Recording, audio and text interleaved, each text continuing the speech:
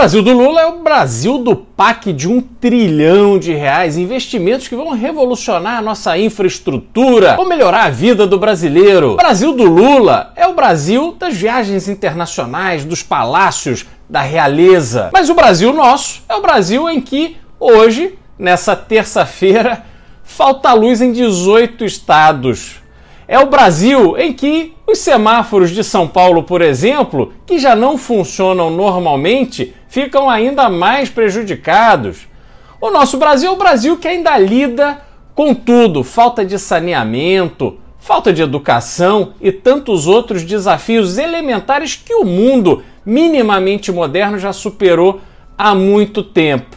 Mas nós estamos aqui com a vela e o isqueiro na mão, tentando enxergar para onde a gente está indo. Pessoal, esse é meu vídeo para comentar aqui as notícias do dia, mas antes de começar eu queria pedir para você deixar o seu like, compartilhar esse vídeo com aquelas pessoas que você quer que fiquem bem informadas, que tenham uma visão diferente sobre o que está acontecendo no Brasil. E, por favor, se inscreva no canal, porque a sua inscrição ajuda demais. Vamos lá, hoje temos dois depoimentos importantes. Um na CPI do MST, de João Pedro Stedley, e outro na CPMI do 8 de janeiro, aquela CPMI que deveria descobrir toda a trama por trás do 8 de janeiro, mas que está aí divagando, que está aí circulando para assuntos diversos. Agora quer incluir a investigação sobre a questão das joias, está indo lá atrás ver se a minuta tem alguma coisa a ver, ou o Silvinei Vasquez, e aí vai tentando achar o fio da meada. Ao invés de começar do fato para trás, querem começar de trás para aí então encontrarem o fato. No fundo, essa CPMI virou simplesmente um instrumento de fortalecimento de uma narrativa governista de que a direita é uma direita fascista, golpista, e que Lula, naquele 8 de janeiro, esteve ali prestes a perder o seu mandato, a democracia brasileira ficou por um fio. A gente sabe que não foi exatamente assim, mas essa é a guerra que faz parte da política. O depoimento de hoje é do fotógrafo da Reuters que estava dentro do Palácio do Planalto e que apareceu em imagens ali que sugerem que ele estava confraternizando com as pessoas que invadiram o palácio. A gente precisa separar rapidamente o que é o papel de um fotógrafo, de um jornalista que está no ambiente daquele, naturalmente um ambiente tenso. Um Palácio do Planalto, sede do Poder Executivo, da Presidência da República, havia sido invadido, as pessoas estavam quebrando ali, então, sem pré-julgamento, é natural que a gente entenda que qualquer pessoa que estivesse ali no papel de jornalista ia querer minimamente criar algum tipo de relação amistosa com aquelas pessoas que estavam ali vandalizando patrimônio público. Mas esse depoimento ele é mais importante, na minha opinião, pelo que ele dirá em relação ao que viu ali das dificuldades de se entrar no palácio naquele dia, naquele domingo, como é que foi o processo dos manifestantes entrarem ali onde eles estavam, se encontraram algum tipo de resistência, se havia algum tipo de facilitação por parte das forças de segurança que deveriam sim estar protegendo o Palácio do Planalto, das forças ligadas ao GSI, e se ele tem alguma coisa a contribuir em relação ao papel do próprio Gonçalves Dias, que era o ministro do GSI na época e que aparece naquelas imagens ali. Esse sim, tapinha nas costas, abre a porta, vamos lá, conversando, dando aguinha, ao invés de ter uma ação enérgica para impedir o que estava acontecendo. Outro depoimento, João Pedro Stedley, essa figura conhecidíssima de nós brasileiros, que há muito tempo está militando a favor de um grupo que comete crimes. O MST é um grupo de criminosos. Por quê? Porque o MST invade propriedade privada, invade aquilo que é de outras pessoas, que outras pessoas pagaram por aquela terra, e aí o MST se sente no direito de simplesmente invadir.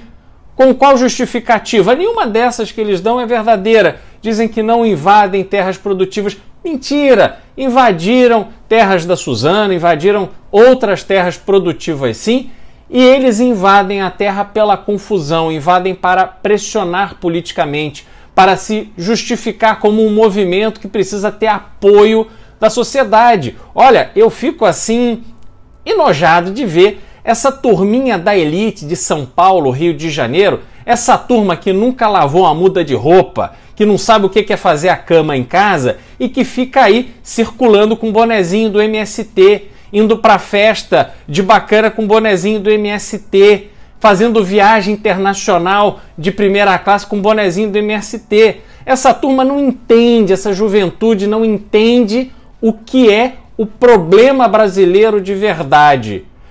Essas figuras do MST, elas não querem reforma agrária, porque se quisessem a reforma agrária, se identificassem alguma terra de fato improdutiva, que não estivesse ali servindo a sua finalidade e que poderia ser, a partir de uma ação do Estado, distribuída para famílias que querem produzir, que querem trabalhar a terra e garantir um sustento para suas famílias, eles tinham que fazer isso através da justiça. Esse é o caminho. Se há alguma coisa errada, se há algo em desacordo com a lei, você tem que entrar na justiça. A justiça tem que se manifestar. O governo tem que desapropriar aquela terra, porque por mais que ela não esteja eventualmente em algum momento produzindo, alguém pagou por ela, alguém cuida dela. Então não é simplesmente entrar e tomar. Essas pessoas, por isso, podem sim serem classificadas como parte de um grupo que comete crimes, um grupo criminoso. E João Pedro Stedley, que desfruta dessa super intimidade de Lula, a ponto de fazer parte da comitiva oficial da primeira viagem que Lula fez nesse terceiro mandato até a China, ele está acostumado com isso. Ele mostra como a esquerda brasileira convive pacificamente com essas pessoas que cometem crimes. E por que há essa convivência? Porque essa turma entrega voto. O MST tem uma bancada na Câmara, inclusive essa bancada está ali fazendo parte da CPI do MST, atrapalhando que as investigações avancem ainda mais. Entretanto, eu estou bastante otimista que o trabalho de Kim Kataguiri, Ricardo Salles e o deputado Zucco, que preside a CPI, será um resultado, um trabalho, um relatório que vai mostrar para a sociedade brasileira aspectos muito reais e concretos de como o MST funciona e como é obrigação das autoridades parar essa atuação criminosa do MST. Por que você tem estados onde tem várias invasões e outros estados simplesmente não tem? Porque a polícia age, os governadores não toleram esse tipo de conversa, esse tipo de ação do MST. Então a gente precisa que a sociedade brasileira tenha acesso a essas informações, que isso tudo fique muito claro, registrado de forma pública, para que a Justiça, o Ministério Público possam agir para proteger o interesse coletivo da sociedade brasileira e não ficar fazendo vista grossa para esse tipo de atuação que é intolerável num país democrático. Então, é mais uma contradição da esquerda, que diz defender tanto a democracia, mas está aí passando a mão na cabeça desses criminosos. Ontem tivemos uma rusga bastante pesada entre o Fernando Haddad, ministro da Fazenda, com Arthur Lira, em razão de declarações que Haddad deu numa entrevista criticando a atuação do Congresso, a força do Congresso, a força que o presidente da Câmara tem. Olha, isso foi de uma inabilidade imensa, porque os problemas que o Haddad relatou são verdadeiros. Realmente a questão dos orçamentos ali de emendas parlamentares, os valores que são distribuídos para que os deputados executem parte do orçamento, tudo que se criou em torno da Câmara dos Deputados nos últimos anos, com participação do próprio Lula. A gente nunca pode se esquecer que a promiscuidade da relação entre a Presidência da República e a Câmara dos Deputados, ela se consolidou no governo Lula através do mensalão. Quer dizer, a prática de distribuir dinheiro para que os deputados apoiem, votem ou não façam maldade com o governo vem do primeiro governo Lula. Agora eles estão aí tendo que lidar com esse monstro que eles próprios ajudaram a criar. Só que não adianta o Haddad vir fazer essas declarações em uma entrevista, porque isso obviamente vai inviabilizar que o governo avance com qualquer pauta dentro da Câmara. Não é que atrapalha o governo, é que torna a negociação mais cara, porque isso se tornou a política brasileira. Tudo se resume a uma grande negociação. Agora, no meio dessa conversa aí sobre reforma ministerial, para acomodar o Partido Republicanos e outros partidos da base, eles vão fazer mudanças não só de ministérios, já estão falando em criar mais 2 ministérios, mas também as trocas que vão fazer nas empresas públicas, em autarquias, enfim, os espaços ali aonde tem orçamento, porque é isso que interessa. O PP e o Republicanos estão negociando porque querem espaço, querem cargos, mas querem, sobretudo, gestão de orçamento.